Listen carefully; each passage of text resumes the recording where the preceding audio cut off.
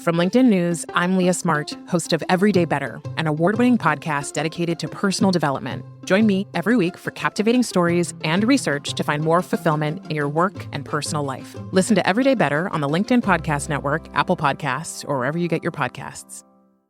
The HP AI PC breaks language barriers instantly by translating up to 44 languages in real time, powered by the Intel Core Ultra processor. With the right tools, work doesn't have to feel like work. Learn more at hp.com/AI PC. Hello, my fellow negotiators. I have a quick question for you and some exciting news to share. But first, the question. Have you ever used a piece of advice from Negotiate Anything in any part of your life? What impact did that have? And what would it mean if you could amplify that impact? Now, while you're thinking about that, let me share the exciting news.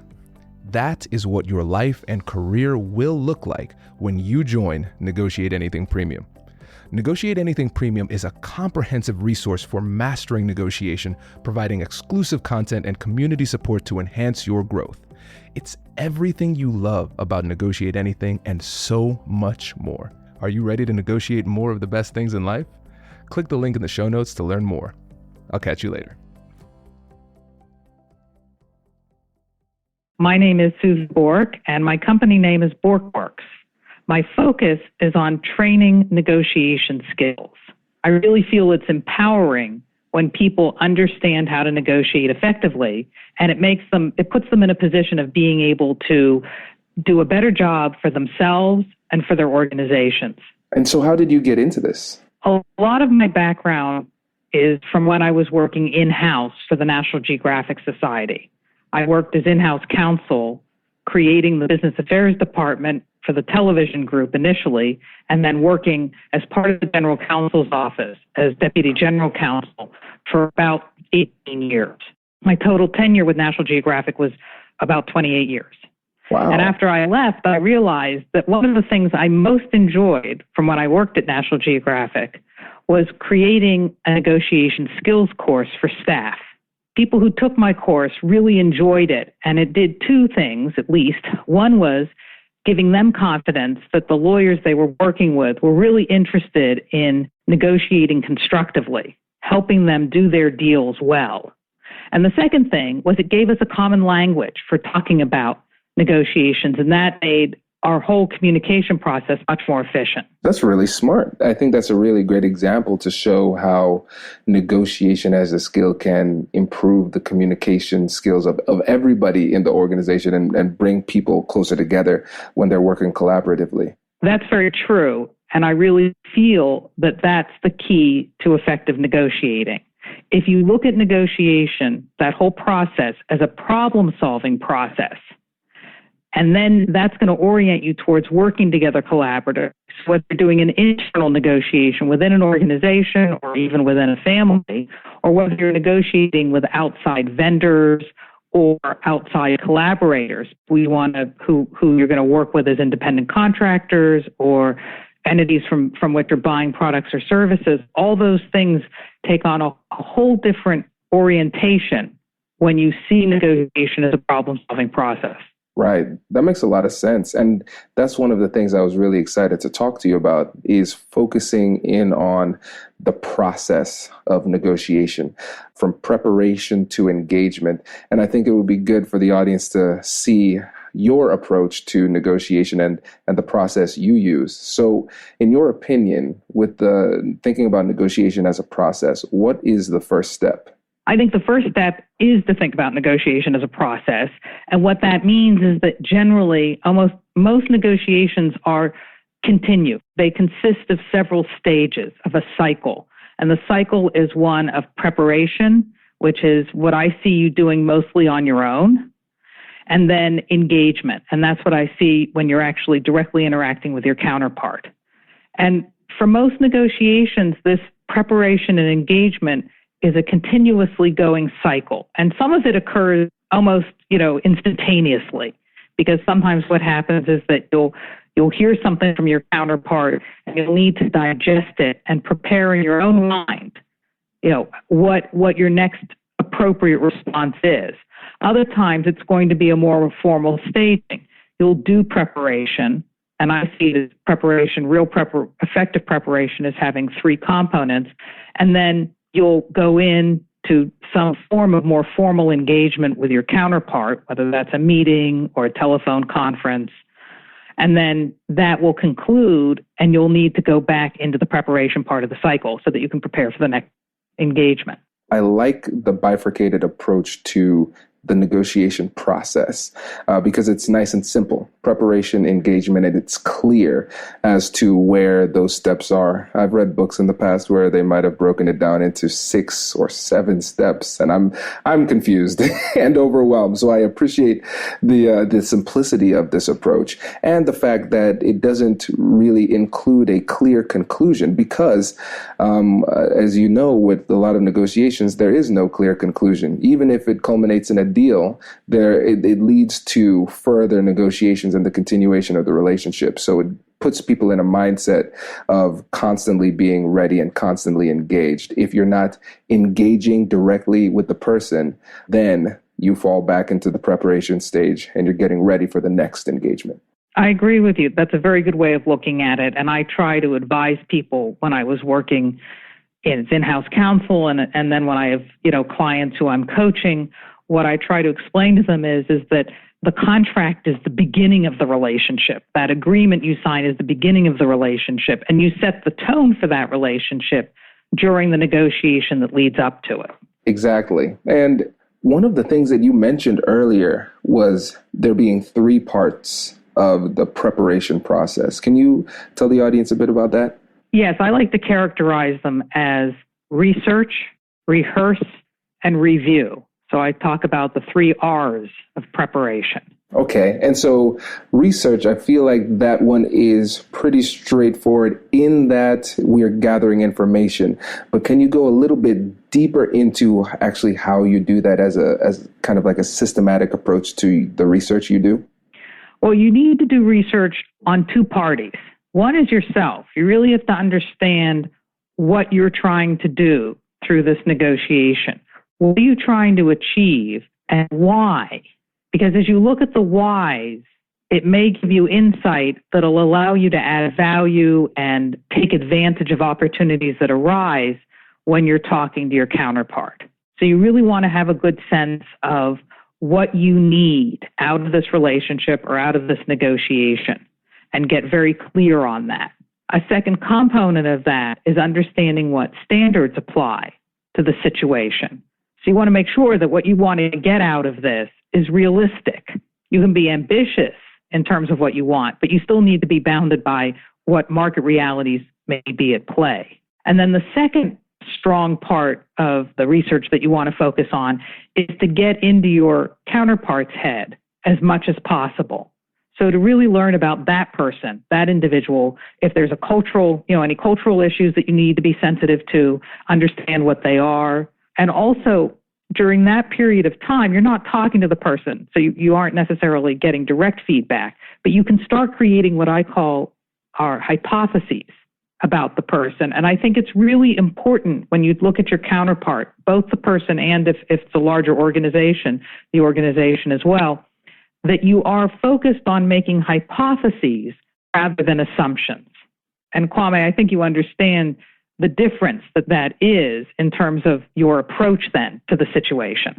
I do. And that is a brilliant nuance. And so for the audience, when you say the difference between hypotheses versus assumptions, what exactly do you mean there? Well, with assumptions, we're wedded to them. They're true. We know it in our heart and in our mind. All of our assumptions are completely true. That's how we deal with them. That's what we think of them. Whereas when you're dealing and talking in terms of hypotheses, that's what scientists do. And scientists have a thought, a hypothesis about something, and then they actively look for information to either support or, cause them to change their hypothesis or adjust it. The point about hypotheses is that there's no ego involved. The point is that what you want to do is find out what reality is going to tell you about the accuracy of this hypothesis. And then you make adjustments to it based on what actually happens.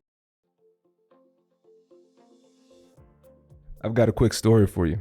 So I was at this keynote and I talked to a listener and he said, Kwame, I love the podcast, but my favorite part, man, I love those commercials. And I said, I don't think this is a true story. And now let me tell you about Negotiate Anything Premium, where you can listen to your favorite Negotiate Anything episodes ad-free. With a subscription to Premium, you can get access to more insights from your favorite experts and ad-free listening and extended episodes. Bonus, you'll also get access to exclusive episodes and personalized advice from yours truly. If you've been looking for an easy and affordable way to level up your skills and negotiate more of the best things in life, join our premium community. Now, for that gentleman in that fictional story, this ad's for you. And for the rest of you, I'll see you in premium. Introducing the HP AI PC, your powerful AI assistant. Easily search through personal files, gain valuable insights, and make smarter, more informed business decisions. Unlock the future of work today with the HP AI PC, powered by the Intel Core Ultra processor. With the right tools, work doesn't have to feel like work. Learn more at hp.com/AIPC.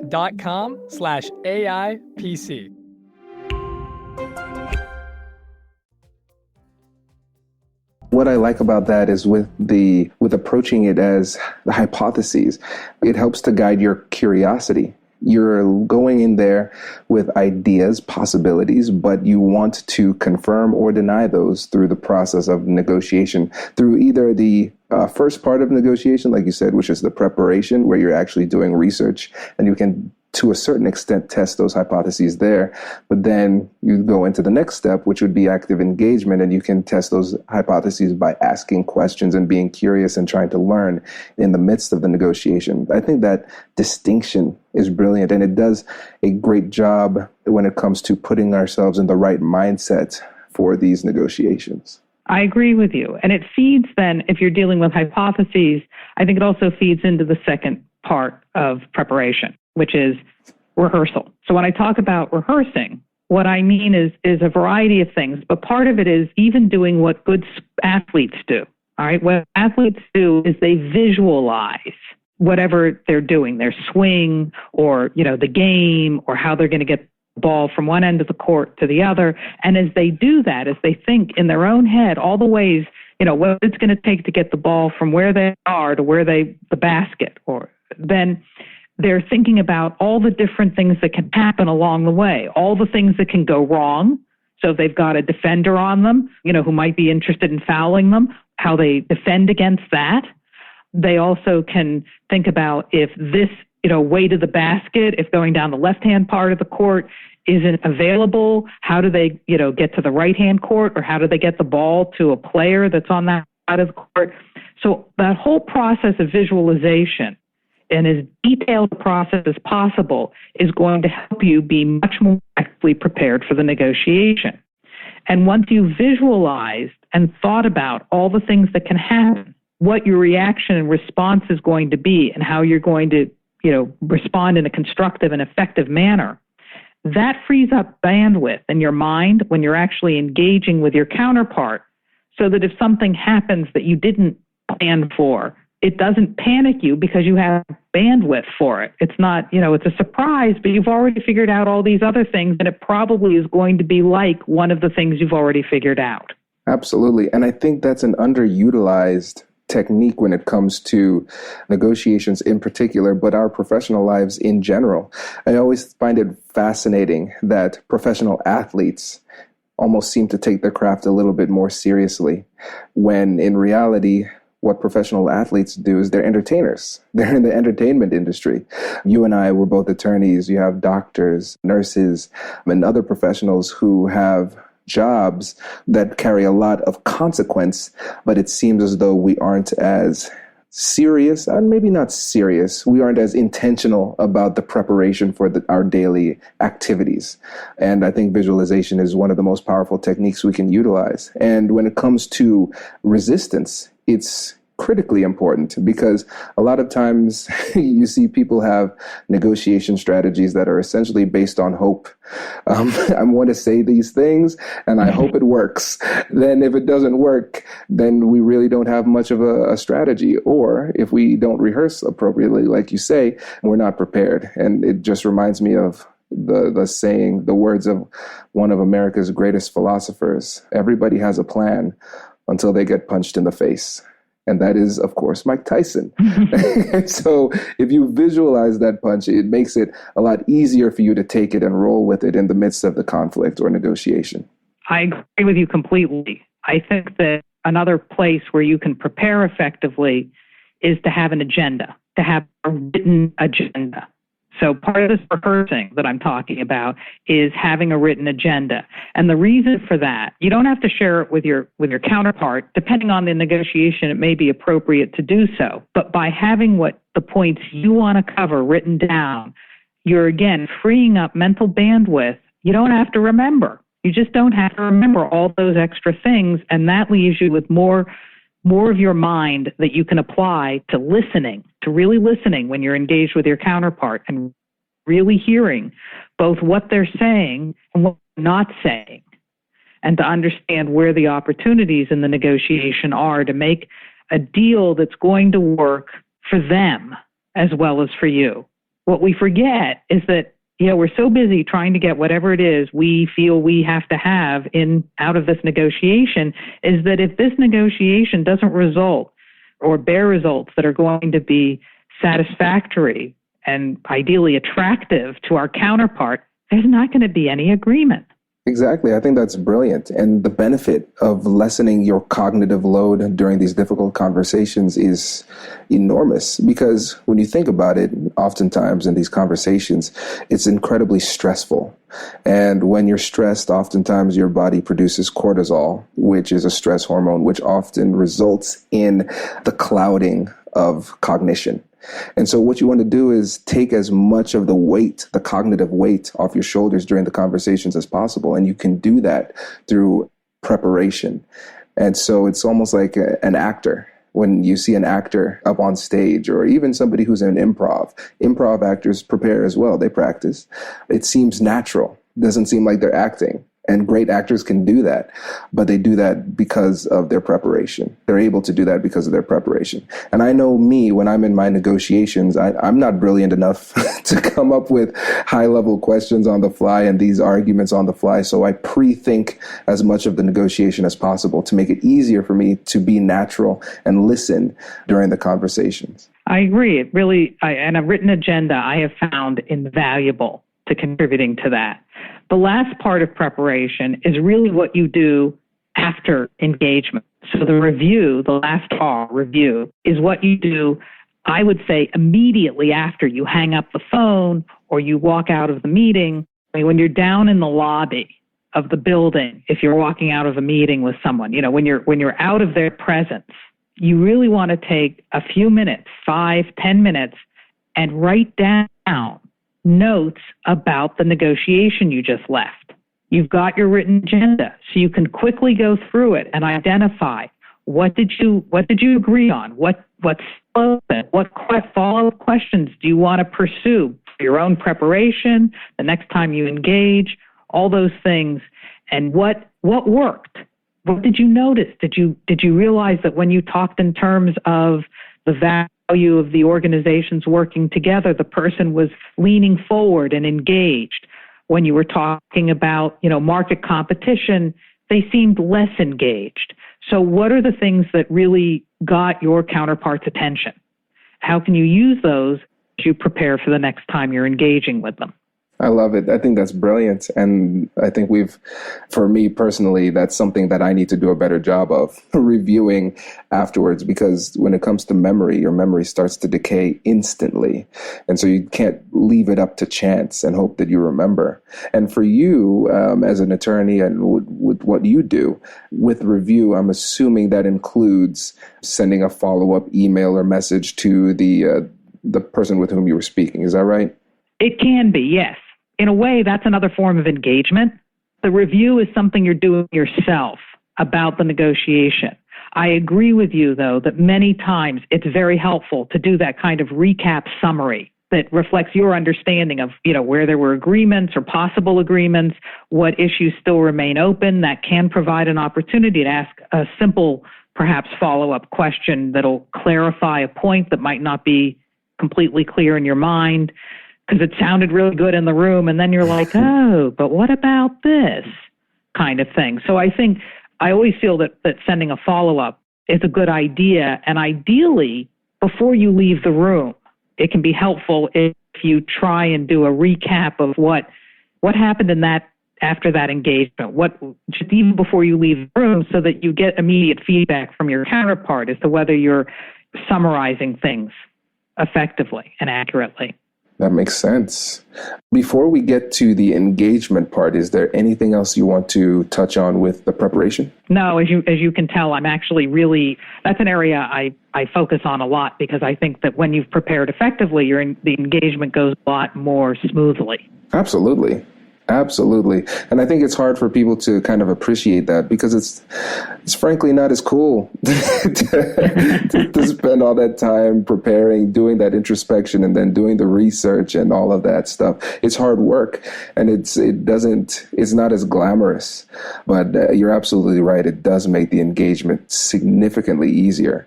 Let's move on to engagement. What points would you like to cover here? Well, I think you've had very good people on to talk about that part of the negotiation process. And I would reiterate what I know you've said and other of your, guests have said, which is that it is so, so important to listen and hear what your counterpart is saying.